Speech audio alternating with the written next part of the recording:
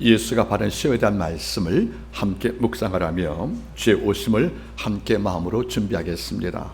오늘은 지난주에 이어서 두 번째, 세 번째 시험을 당한 그리스도, 그리고 어떤 방식으로 그 시험을 제압했는지, 이런 과정의 말씀을 함께 나누겠습니다. 오늘 말씀의 제목은 경배하라 오직 하나님만을, 이런 제목으로 주의 음성을 함께 나눕니다. 말씀을 전하겠습니다.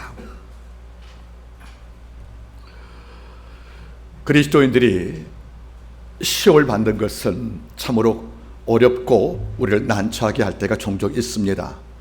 이런 까닭에 많은 성도들이 시험에 대해서 많이 기피하기도 하고, 더 나아가서 그 다안의 현실에서 고통을 당하기 때문에 많이 힘들어하는 것을 우리가 알 수가 있습니다. 자, 그런데 시험에 대한 말씀을 묵상하면서 먼저 여러분께 두 가지의 사실을 먼저 정리하고 말씀을 듣기를 원합니다. 첫째는 모든 사람이 다 시험을 받지만 모든 자가 다 시험에 드는 것은 아니라는 사실을 먼저 알 필요가 있습니다. 악한 마귀는 하나님 뜻 안에서 믿는 성도를 시험하도록 하나님께서 허락을 받았습니다. 이런 까닭에 믿는 성도도 이 땅을 살면서 시험을 당하는 것입니다.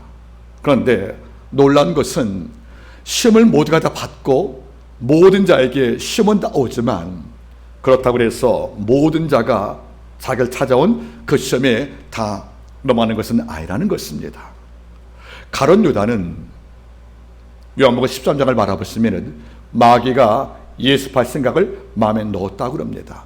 이것은 시험을 받은 겁니다. 그러니까 마음에 넣었던 그 생각을 잘하지 못하도록 이걸 억제하고 이걸 거부하면 예수 팔 마음이 없을 것인데, 이 유다는 이 심어준 마음, 그 생각을 동의했다는 겁니다. 이런 까닭에 마귀의 시험이 내게 왔을 경우에 내가 동의하면 시험은 내게 이루어진 것입니다. 이것을 누구는 거부합니다.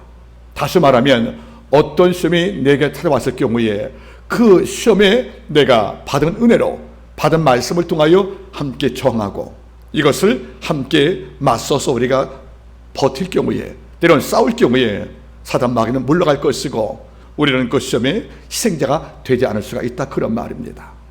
여러분은 지난 주간에 어떤 시험을 하나님 안에서 때로는 마귀를 통해서 받았는지 모르겠습니다.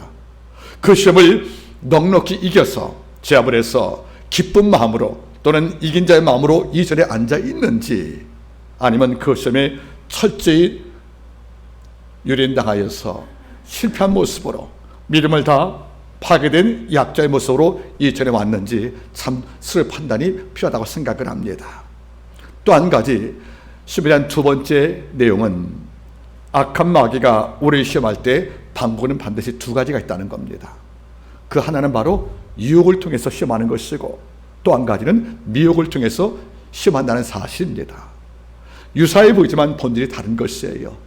악한 마귀가 나를 믿음에서 추락시키기 위해서 던지는 그 시험은 두 가지의 무기로 우리한테 접근하는데, 그 첫 번째가 유혹이라는 거예요. 여러분, 유혹은 뭡니까? 우리 안에는 욕심을 증폭시켜서 죄짓게 만드는 게 유혹이라는 거예요. 악한 마귀는 우리 안에 욕심을 정확히 보고 있는 거죠. 얘가 어떤 욕심과 욕망이 있는지, 그래서 욕심과 욕망을 간파한 다음에 이것을 건드는 거예요. 유다가 뭘 좋아했어요? 돈을 좋아했대요. 돈께 맡은 재정부장이었지만은 돈께 맡을 만큼 주가 신뢰해서 자산을 맡겼지만은 돈께에서 돈을 이용을 하고 횡령하는 사실을 요한이 고발했습니다. 다시 말하면 돈을 좋아한 유다가 그 안에 돈에 대한 욕심이 많은데 이걸 툭 건드려서 예수를 은 30에 팔겠다는 겁니다.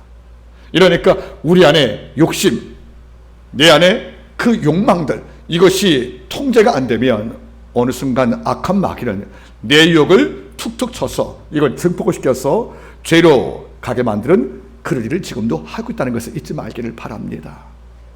유명한 말이 있습니다. 악한 마귀는 마음속에 바라는 게 없는 자를 유혹할 수가 없다는 거예요. 바란다는 말은 욕망을 말하는 거지요. 하나님 외에 다른 걸 욕망하는 것이 없는 자, 이런 자는 악한 마귀가 유혹할 도리가 없다는 겁니다. 또 한 가지 마귀는 어떤 방법으로 우리를 시험으로 이끕니까? 두 번째가 미혹이라는 거예요. 유혹이 우리의 욕심을 이용해서 악한 자가 나에게 시험하는 것이라면, 미혹은 우리 안에 무지, 모르는 거예요. 모르니까, 무지하니까 속는 겁니다. 여러분들 잘 보시기 바라겠습니까? 악한 마음으로 접근한 이른바 경제사범들이 우리를 유혹할 때, 보이스피싱이든 금융 사기든 간에 어떻게 유혹합니까? 내가 금융정보와 시스템을 충분히 알고 있으면 우리가 속지 않는 거예요. 그런데 이걸 몰라요. 내가 진리에 무지하고 사회 관습에 무지하면 악한 마귀는 우리의 무지함을 이용해서 시험을 하는 것이고, 여기를 걸려서 우리가 넘어질 때 그 후회는 참으로 큰 것이 아니겠습니까? 잘 보시기 바라겠습니까? 시험은 모두가 다 당하지만 모두가 시험에 드는 것은 아니라는 겁니다. 그러면 시험을 다 당하는데 어떤 자가 시험에 들지 않는 것입니까? 이것은 진리로 자기를 무장한 자들입니다. 말씀과 성령을 통해서 내 영적 관점을 하나님께 맞추고 내 모든 시선을 진리에 고정을 시켜서 어떤 것도 나를 흔들지 못하게 만드는 이런 분명한 말씀과 믿음의 중심에 서 있는 자는 악한 마귀가 우리의 중심을 허물 수가 없다, 그런 말이에요. 시인의 말씀을 다시 들려드리겠습니다. 하나님이여, 나의 행복 발걸음을 주의 말씀에 굳게 세우시어 어떤 죄악도 나를 주장 흔들지 못하게 하옵소서. 이 말씀은 나의 곤란 중에 이르라. 이 말씀이 없었으면 내가 벌써 망하였을 것이라고. 하나님의 말씀에 묶여있는 자는 악한 마귀가 나를 취업할 수가 없다, 그런 말입니다. 문제는 두 번째가 되는 겁니다. 유혹이든 미혹이든 우리가 시험에 노출되어 있다는 것이에요. 오늘 주님 바라보시기 바라겠습니까? 주님을 악한 마귀는 미혹하지 못합니다. 진리 그 자체이시니까. 이러니까 유혹을 하는 방법을 통해서 주님께 접근해 왔다는 거지요.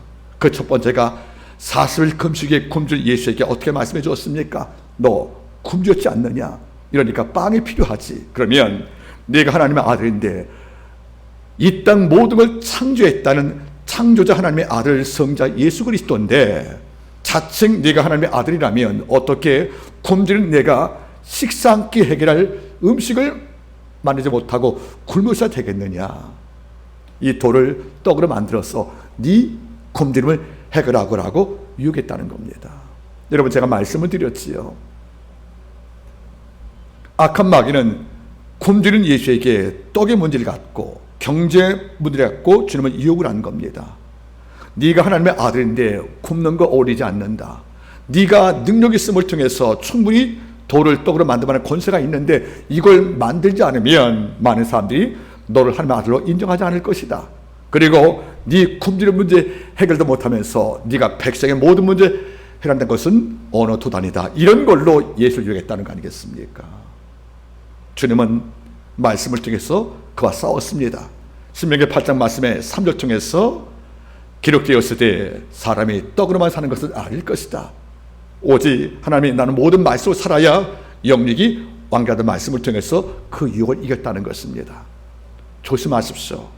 악한 마귀는 마치 돌을 떡으로 만들면 네 굶주림이 해결된다는 자기를 자칭 해결사, 지혜자로 자처한다는 겁니다. 가끔 진리에 떠난 자가 악한 마귀의 음성을 듣고 나서 맞다고 말할 때가 종종 있다는 거예요. 이게 바로 위험하다는 겁니다. 그래서 첫 번째 유혹에 실패한 마귀가 물러갔습니까? 아닙니다. 마귀는 성실합니다. 그래서 두 번째 유혹합니다. 이에 예수에게 말씀하되, 그를 환상 가운데든 실제 몸을 데려갔든 간에 주께서 보시니까 성전 꼭대기에 그분이 계신 거예요. 물론 이것이 기독 가운데 환상의 유혹인지 실제 몸이 공간적 이동인지 우리가 판단할 수 없습니다. 그러나 중요한 사실은 악한 마귀는 환상이든 실제 몸을 끌어가는 그런 능력이 있다는 거예요. 그래서 광야에 있던 예수께서 예루살렘의 성전 꼭대기로 친히 공간적 이동을 한 건지 아니면 기독 가운데 그런 생각으로 유한 건지는 모르겠지만 그것이 가능할 만큼 마귀는 능력이 있다는 겁니다. 하는 말이 뭐죠? 네가 성전 꼭대기에서 뛰어내려 봐라. 그러면 하나님 말씀을 잘 고려하고 하나님 말씀인 시편 91편 11절과 12절 말씀을 인용하는 거예요. 어떻게? 저가 너를 위하여 모든 사자를, 즉 저가 너를 위해서 모든 사자에게 명하실 것이다.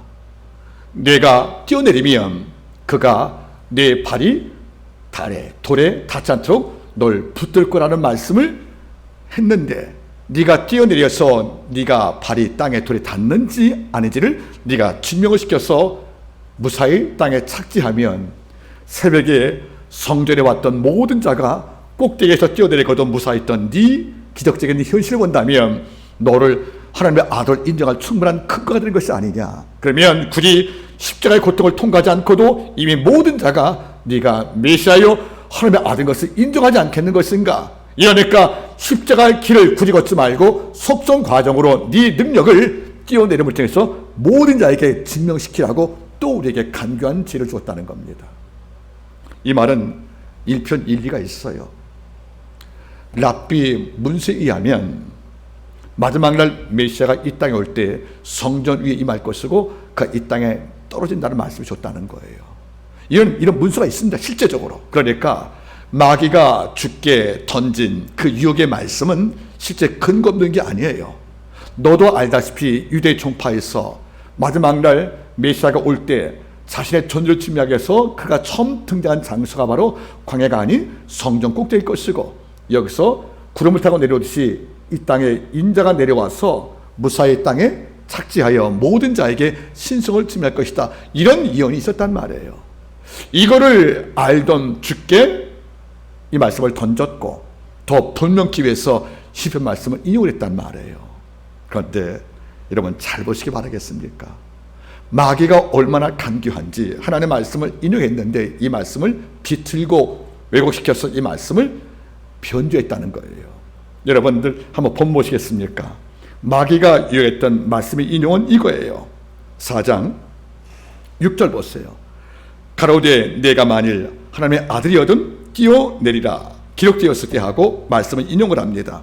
저가 너를 위하여 그 사자를 명하시리니 저희가 손으로 너를 받들어 발이 돌에 부딪히지 않게 할 것이다. 이렇게 말씀을 했는데 이거는 시편 91편 11절과 10말씀의 인용인데 이 말씀은 여러분들 묘하게 변조한 말씀이에요. 한번 여러분들 구약 말씀 시편 91편 말씀을 보시겠습니까? 이 말씀 어떤 차이가 있는지. 시편 91편 11절과 12절 말씀 바라보십시오. 이 말씀과 어떤 차이가 있는지, 어떻게 말씀을 변조했는지. 구약성경 869면 됩니다. 자, 11절. 저가 너를 위하여 그 사자들을 명하사, 여기까지는 말씀이 똑같아요. 그런데 그 다음 말씀이 빠졌지요. 내 모든 길에 너를 지키게 하시면, 이 말씀을 삭제하고 저희가 그 선의로 널 붙들어 발이 독에 부지 않게 할 것이다. 그러니까 이 말씀을 삭제하고 11절과 11절을 연결시켜버린 거예요. 그러면 90일 말씀의 원래 해석은 어떤 것입니까?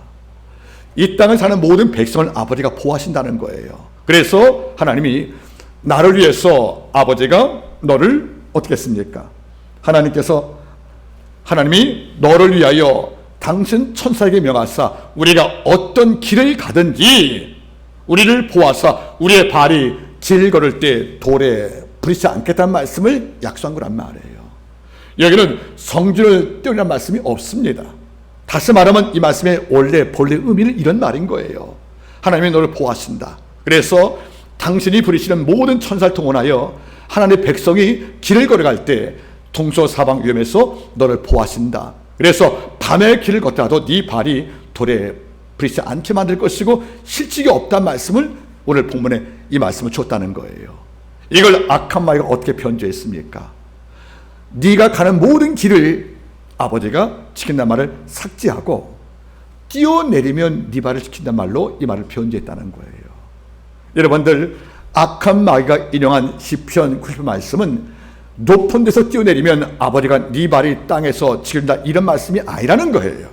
이건 우리의 삶 속에서 아버지가 실족하지 않게 만든다. 네 발이 땅에 부딪혀 꺾일 일이 없도록 아버지가 삶의 실족과 모든 유혹에서 널 지킨다는 그 보호의 약속의 말씀인데 이 말을 교묘하게 비틀고 변주했단 말이에요. 만약에 주께서 말씀을 몰랐으면 11절과 12절 사이에 내 가는 모든 길에 이 말을 삭제한 걸 모르고 이걸 들었으면 주님은 뛰어내리지 않겠습니까? 여러분들, 바로 이겁니다.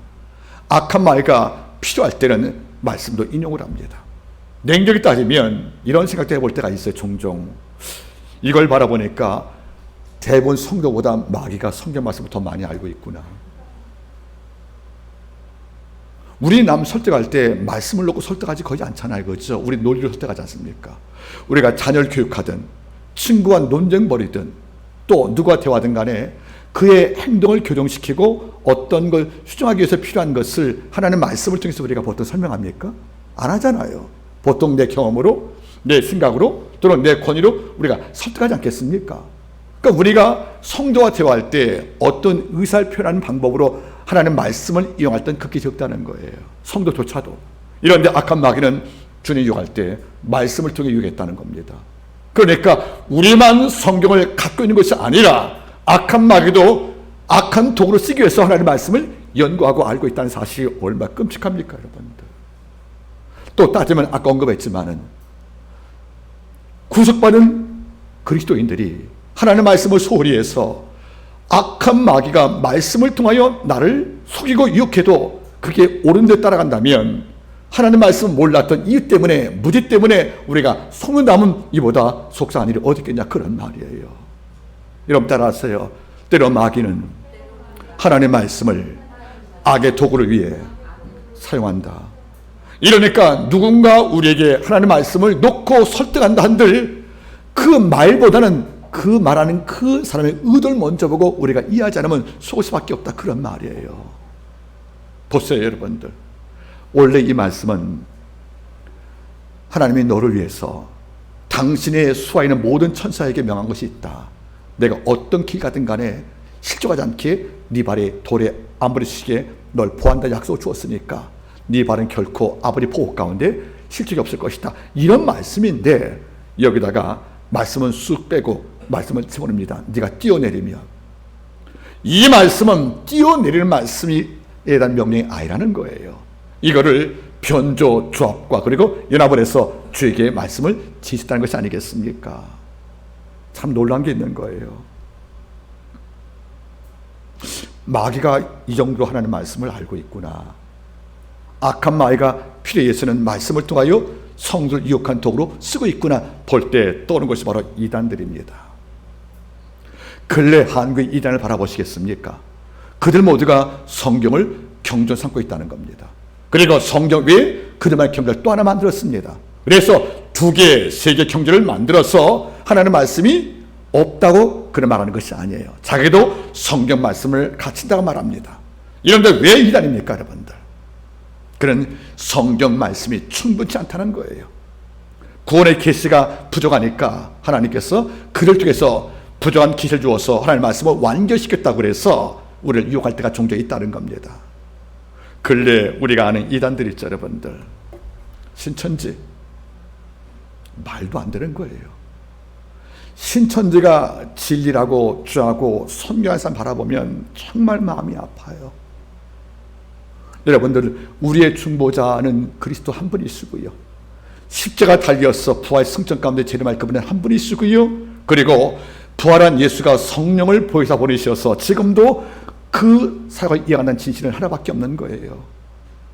사람 그 누가 성령 역할 대신하고 어떤 육체 입은 어떤 사람이 재림으로 자처한다면 이보다 하나님의 말씀을 미혹하는 존재가 어디 있겠습니까?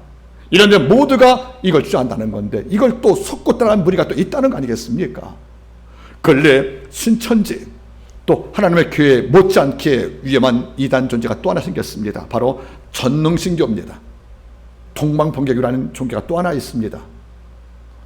정식 명칭은 전능하신 하나님 교인데 이런 무리가 한국 내 현재 150만 명이 따르고 있습니다.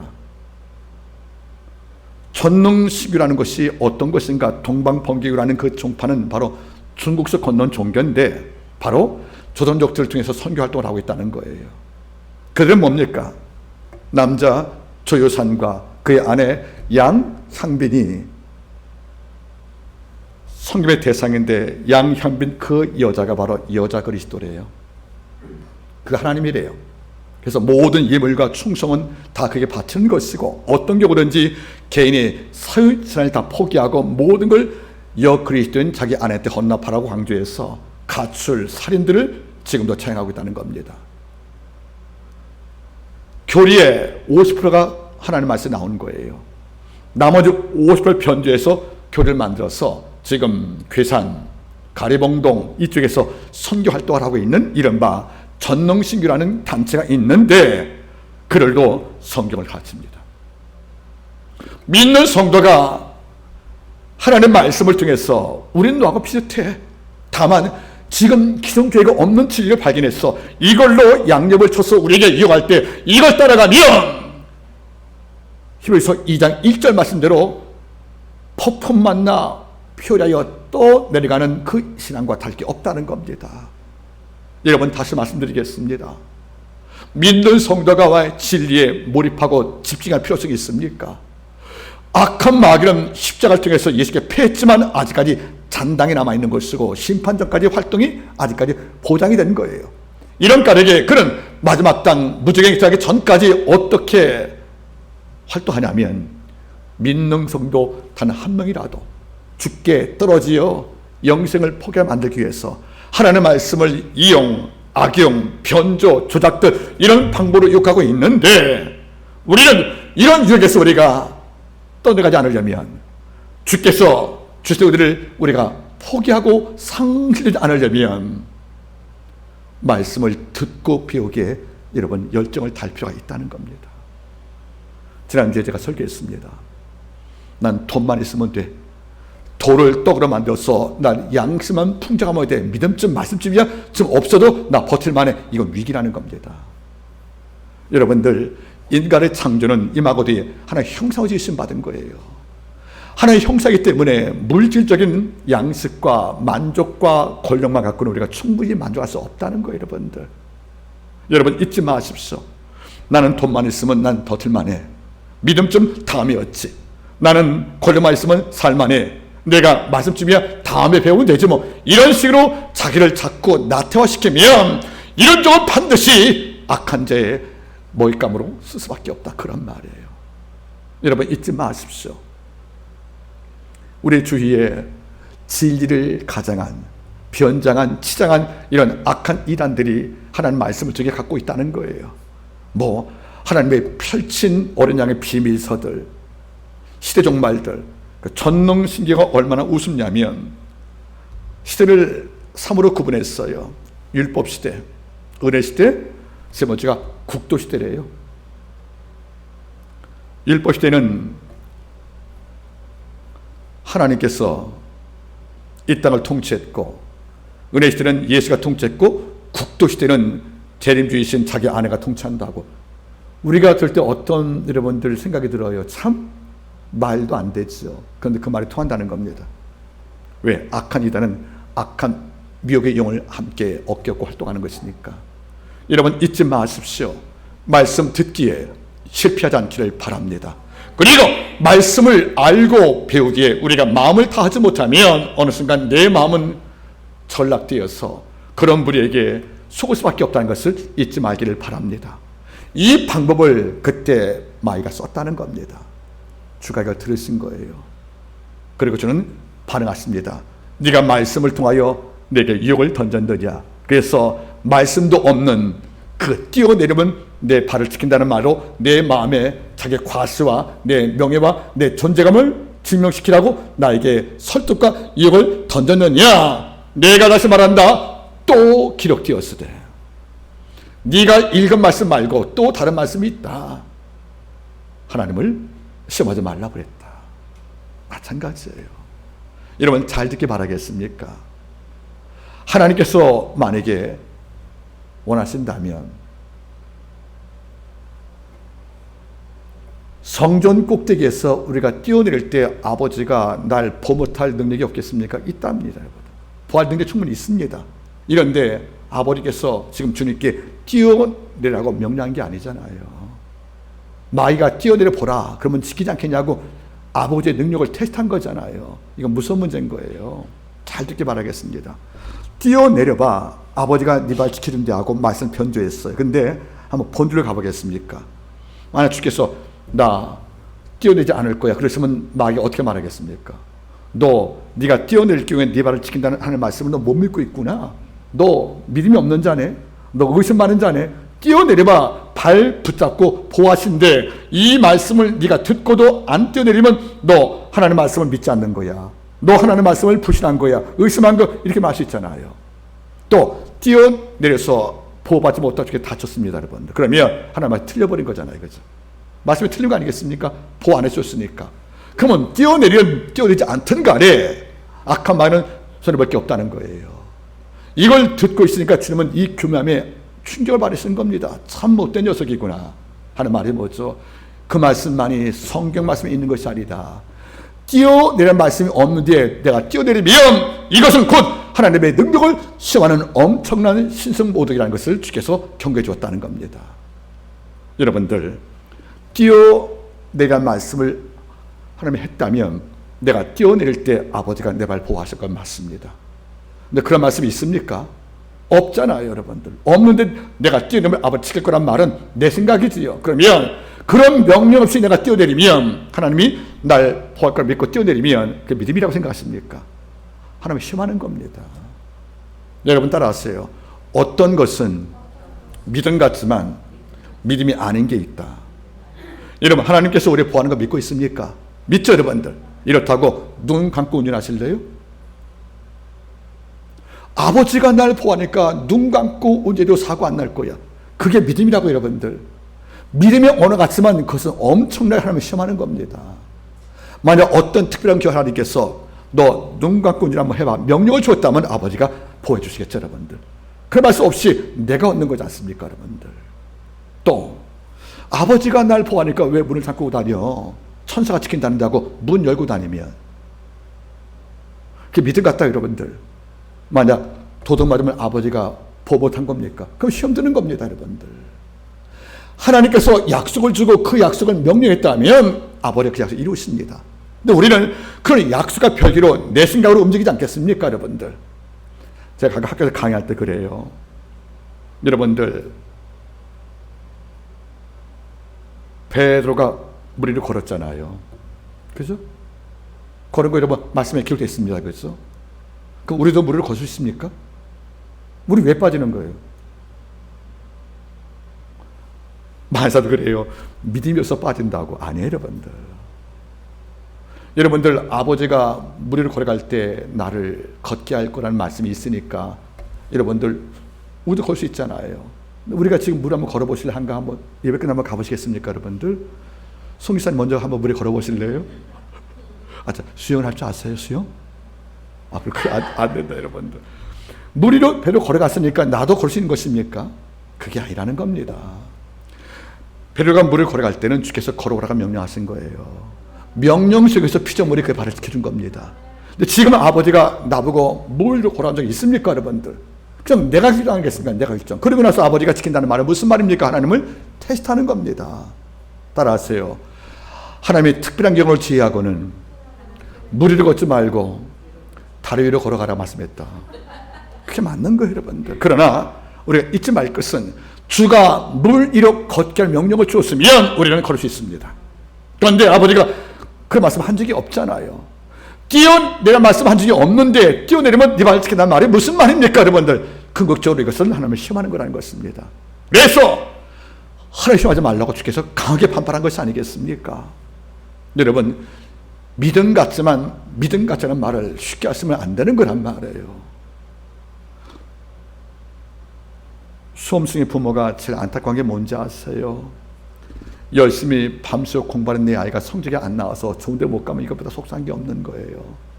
이런데 어떤 분의 자녀는 이렇게 말한대요. 아버지가 뭐 기도하면 대학 보내주겠지, 무슨 공부하냐고 학원 다니냐 그러면 우리 이게 참 초신자든 그래 저런 믿음이 어디냐 박술지 모르겠지만 여러분들 이건 박수 문제가 아닌 거예요. 하나님께서 여러분들 믿는 성도에게 대학과 특권을 따라준 것이 있겠습니까? 그런 특히 없습니다.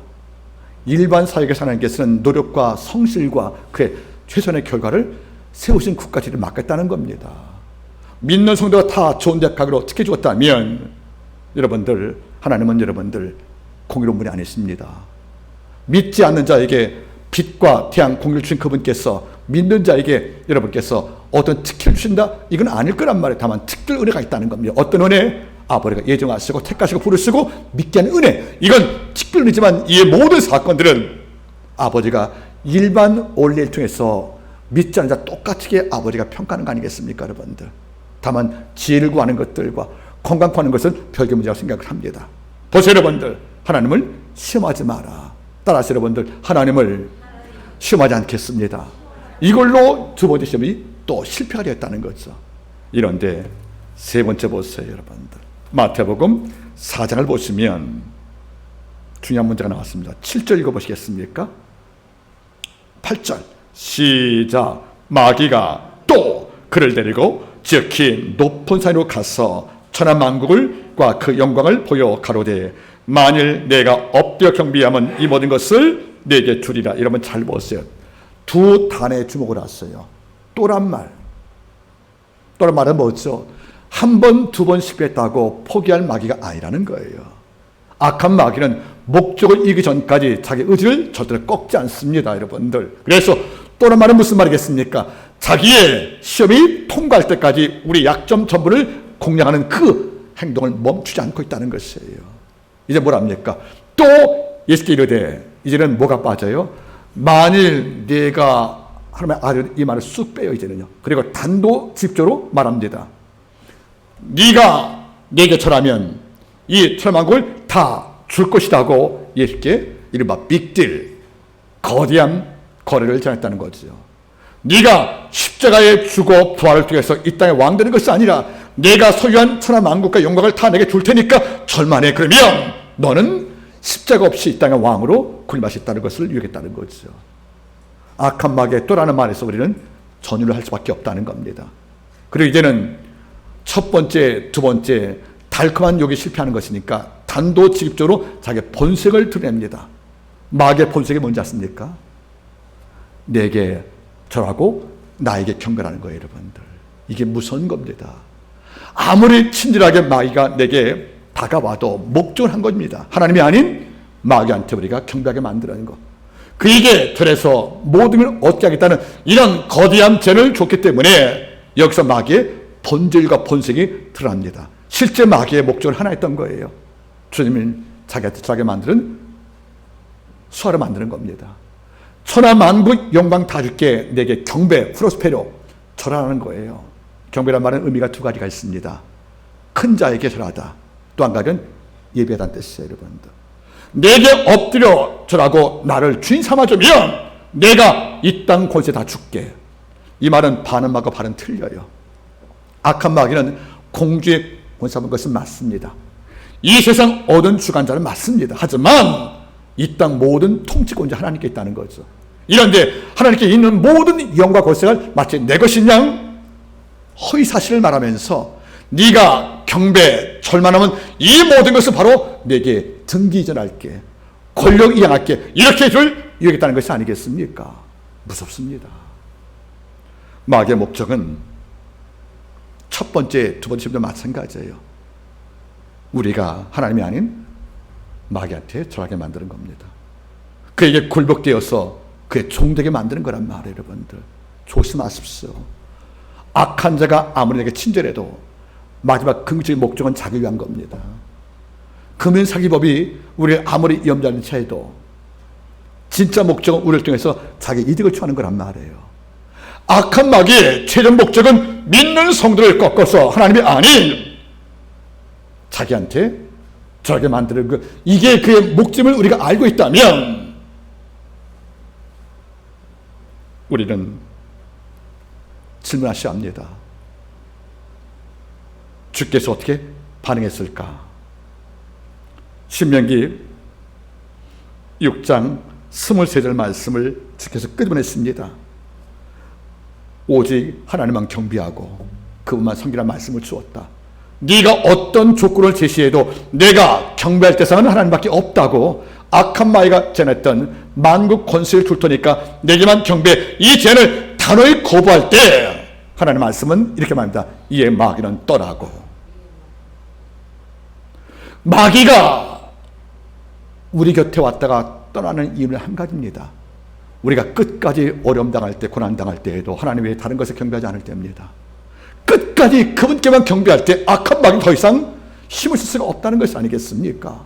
그런데 우리는 반쯤은 주께 절하고 반쯤은 악한 마귀에게 내 영혼을 맡기는 거예요. 파우스트 박사같이.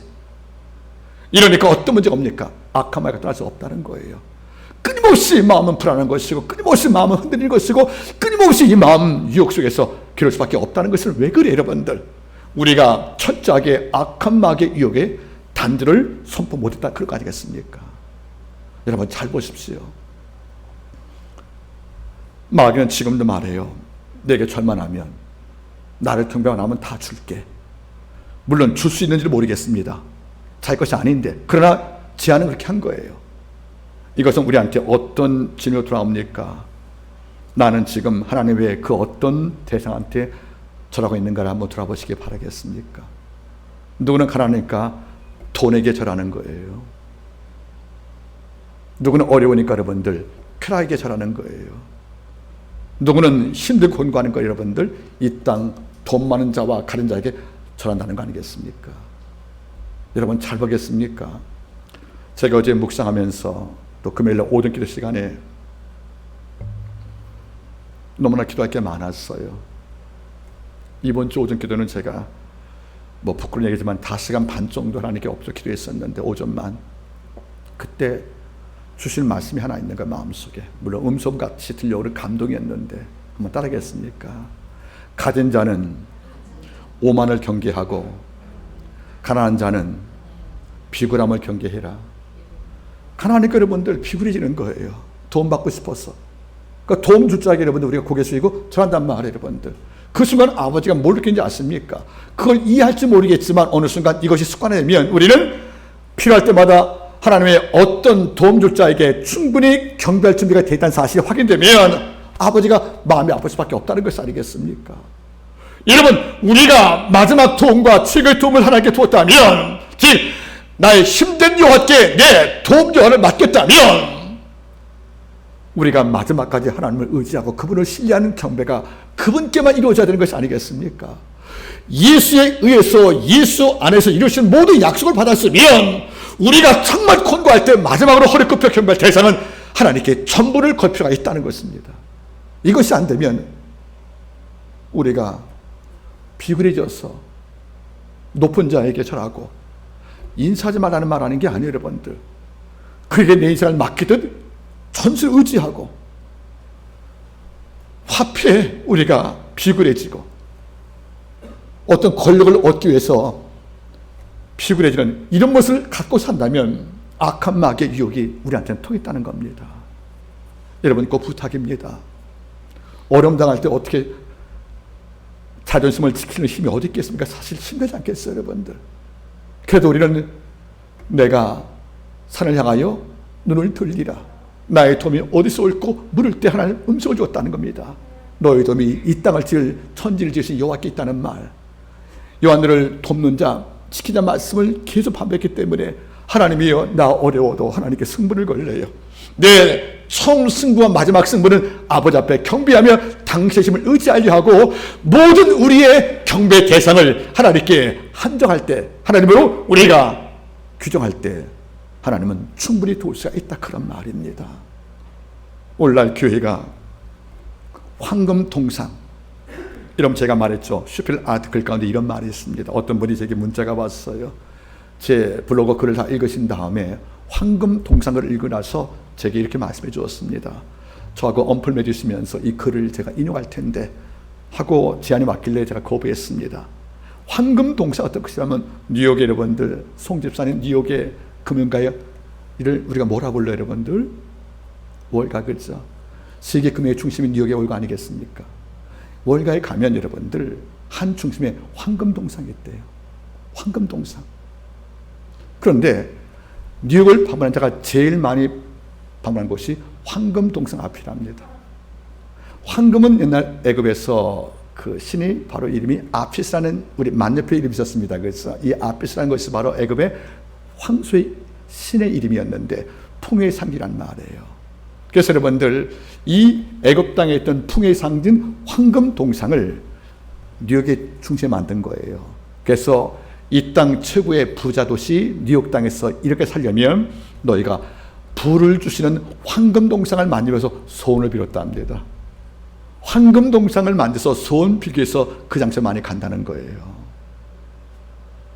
여러분들 황금동상에게 절했던 광야 이스라엘 백성은 어떤 차이가 있겠습니까? 똑같은 것이 아니겠어요?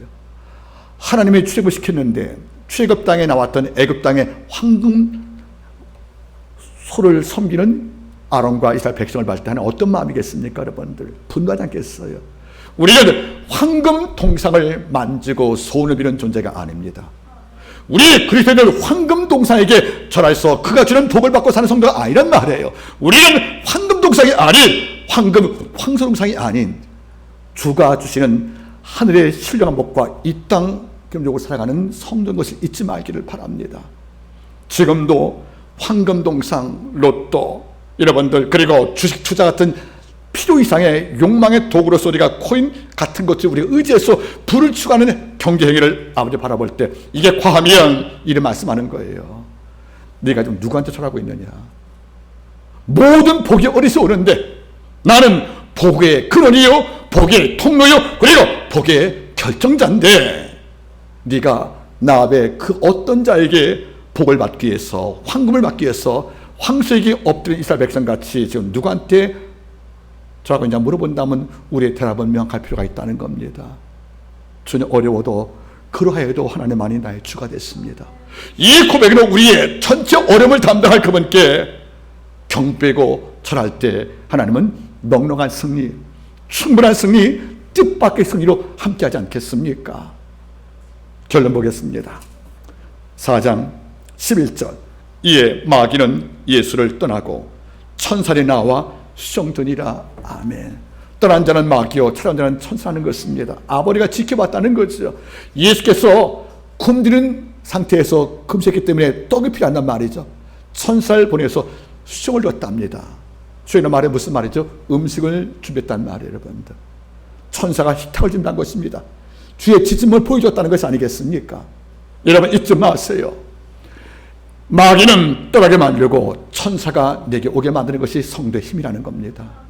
안 그러면 마귀는 내게 오고 천사가 떠났다는 성도가 있다면 이보다 큰 불행이 어디 있겠습니까? 우리가 주의 말씀으로 악한 자의 유혹과 미혹을 이겨서 끝끝내 하나님께 우리의 믿음을 견고히 수호하면 악한 마귀는 떠나게 되는 것입니다. 그리고 내 곁과 내 심령은 천사가 오시어서 아버지 평강으로 내 마음을 치우고 공급으로 우리를 충분히 할 것을 여러분 잊지 말기를 바랍니다. 말씀을 맺겠습니다. 절 포함한 그 누구도 마귀의 시험에서 유혹에서 벗어날 수 없습니다. 다 겪습니다. 이런데 누구는 철저히 유린당하여 넘어진 자가 있는가 하면 누구는 이김을 하여 하나님을 영광로운 자가 있다는 겁니다. 그 양자의 차이점에 뭐가 존재합니까? 그것은 하나님을 끝까지 신뢰한 자가 이겼다는 겁니다. 이사야 7장 9절 말씀 너희가 믿지 않으면 견고히 서지 못할 것이라고 끝끝내 말씀의 약속을 믿고 아버지께서 날 영원히 함께한다는 임재를 믿었기 때문에 그는 마귀에게 절하지 않고 하나님의 말을 경배했다는 겁니다. 오늘 말씀의 한 구절 함께 읽고 마치겠습니다. 4장 10절 시작. 이에 예수께서 말씀하시되 사단아 물러가라 기록되었으되 주 너의 하나님께 경배하고 다만 그를 섬기라 하였느니라. 아멘. 이 말씀으로 승리하시기를 바라겠습니다. 기도하겠습니다.